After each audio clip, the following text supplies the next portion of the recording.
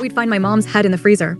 Instead, it was cherries. About 5 years ago, my mom started dating a guy she met on a dating site. That part is fine. I had recently started dating the woman who would later become my wife, and we had met online. Anyway, my wife and I never really liked this guy. We didn't think he was mean or anything like that.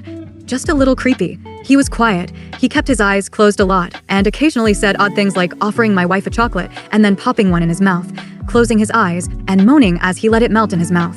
One time my wife and I were visiting my mom, but she got called into work, so we waited at her house.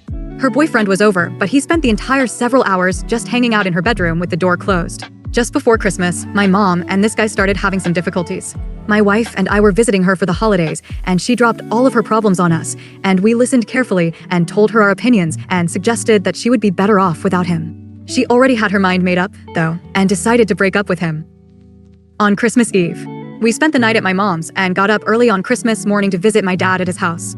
We didn't plan to spend the night at my dad's, but we got snowed in, which was actually a nice Christmas surprise. The next day we left as soon as we could get through the snow, and my wife suggested that we stop by my mom's house on the way so that we could see if she was okay.